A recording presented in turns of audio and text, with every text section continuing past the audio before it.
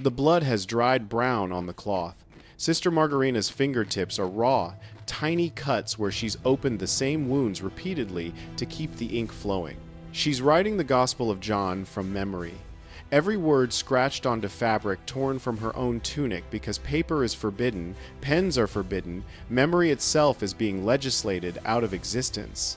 It's December 1480 inches, a marble chamber beneath Topkapi Palace, and 22 Greek Orthodox nuns are being erased. Not killed, erased. There's a difference, and that difference is more terrifying than any execution. Because the Ottoman Empire has discovered something. Martyrs become legends, but people who simply disappear, they become nothing. No graves to visit, no dates to commemorate, no stories to pass down, just administrative silence.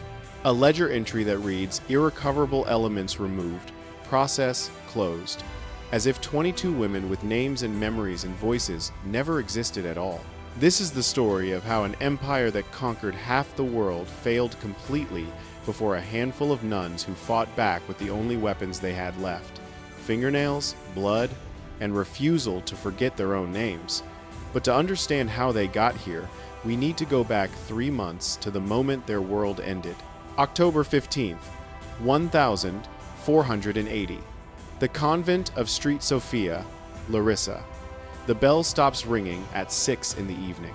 Inside ancient limestone walls that have stood for a century, 22 women freeze in gathering darkness, listening to a silence that has never existed before. This isn't the peaceful quiet that calls them to evening prayer. This is the sound of imperial machinery arriving to process human assets. From the high choir windows, Sister Alani of Lissa watches crescent moon banners flutter on hillsides where their sheep grazed days ago. Thick black smoke rises from the valley below, carrying the smell of burning wood and something else. Something that smells like scorched meat and makes her stomach turn. She's clutching the silver crucifix that belonged to her grandmother, and her hands are shaking so badly she can't stop them. What consumes her isn't simple fear, it's certainty. The terrible, bone-deep certainty that they won't die quickly as martyrs. They'll live long enough to become ghosts. The abbess has seen this before. She watched 3 other convents fall across the region, and she knows the Ottoman method with chilling clarity. What terrifies her most isn't violence itself, but the silence that follows. The slow, methodical erasure. The kind of disappearance that leaves no trace, as if they never drew breath at all. Because to the Empire advancing toward them, these women aren't enemies worth fighting. They're simply a problem to be resolved with administrative efficiency. Ilani is 43 years old. She arrived at the convent at 16, not from devotion, but from desperation. Her entire family was slaughtered during an Ottoman raid. In 1454, she watched from a root cellar where her mother had hidden her, heard the screams, smelled the smoke, emerged to find bodies she couldn't identify anymore. The convent offered refuge behind walls that seemed eternal. There she learned classical Greek, Coptic, Latin, became a master copyist whose handwriting was so precise that Venetian merchants traveled from Crete specifically to commission New Testament manuscripts from her hand. She can write an entire gospel without a single error, her fingers moving with muscle memory refined over decades. But that skill won't save her now. In fact, it's partly why she's valuable. The Ottoman Empire doesn't just want land. It wants knowledge workers. Educated women who can read multiple languages, who possess skills that can be repurposed once their troublesome faith is broken. Over the years, Alani became the convent's living memory. She knows where every relic lies hidden, the contents of every manuscript, the story behind every stone.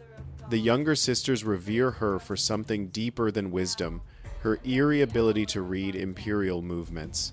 She learned to interpret tax collectors' tones, the way soldiers stare at icons during inspections, the quality of silence that precedes deportations. She believed invisibility would protect them. She was catastrophically wrong. The attack comes with chilling precision. There are no chaotic raids, no screaming soldiers, no flames-consuming buildings. Instead, Soldiers arrive accompanied by scribes and translators carrying ledgers instead of torches. They're not here to destroy. They're here to catalog human assets. Sister Magdalena, barely 18, is the first to understand what's happening. The soldiers aren't treating them as enemies or even as people. They're processing them as property, dividing the sisters by age, recording health, noting skills, who can read, who can embroider, who knows medicinal herbs. They measure them, weigh them, catalog them exactly like precious fabrics in a merchant's inventory. In the meticulous imperial notes preserved in Ottoman archives, they're listed simply as 22 consecrated virgins of educational value. Their destination has already been decided. The underground chambers of Topkapi Palace in Constantinople, where they'll become part of a state-sanctioned experiment in breaking religious resistance that's been tested in other conquered territories. Because what the Ottoman Empire is about to attempt with these women will prove far more terrifying than any execution. They're about to discover that some fates truly are worse than death itself. And the Empire is about to discover that erasure is harder than it looks when your victims refuse to forget who they are. The 7-day march to the port of Volos is conducted in absolute silence. Winter is coming early this year. You can feel it in the wind that cuts through their thin robes, see it in the frost that clings to grass each morning. The sisters walk in ankle chains, guarded by soldiers under strict orders to keep them alive, fed, but completely silent. Not a single word passes between captor and captive. The soldiers treat them as if they're already ghosts, as if they've already ceased to exist as human beings. But the sisters find their own form of resistance. At night, when guards sleep, they whisper psalms, so quietly their voices barely rise above breath. Sister Damaris, once the convent's choir leader whose voice could fill a chapel without effort, now guides these murmured prayers that keep the flame of their identity burning. They've realized something truly terrible. The Empire doesn't want their deaths. It wants their complete erasure from existence. Death would be too simple, too clean, too quick. The ship to Constantinople is a merchant vessel carrying spices, silk, and human cargo. The sisters are crammed into the lowest hold alongside women from other conquered Christian lands, Bulgarians, Serbians, Albanians. All young, all virgins, all bound for the same fate. During 12 days at sea, with waves crashing against hull and the smell of salt and vomit thick in the air, the sisters discover a haunting truth. They're not alone. The Ottoman Empire has developed an entire system specifically designed to process and break spiritual resistance. When they arrive in Constantinople, they're received not with cruelty, but with bureaucratic precision that's somehow more chilling. They're taken to marble chambers beneath Topkapi's second courtyard rooms, once used to store imperial treasures. The conditions are surprisingly humane. 3 meals daily, clean tunics, replacing their tattered robes, baths every 3 days. Even paper and ink are provided, though Christian symbols are strictly forbidden. It's all meticulously calculated to prove the Empire is merciful, not cruel, that what happens next is their own fault for refusing generosity. On the 5th day, a high official arrives with a translator and an imam. His offer sounds like a business proposal rather than a spiritual ultimatum. If the sisters convert to Islam, they'll be freed immediately.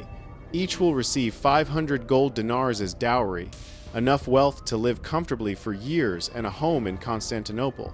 They can marry prosperous merchants, live in comfort, forget their past, start over. As abbess, Sister Alani speaks for them all. Her reply is a long, unwavering silence. Then, with a voice so calm it unsettles even the officials, she says in Greek, "We are the brides of Christ. We are already married." The translator relays her words. The official simply nods, takes notes, and leaves without anger or threats.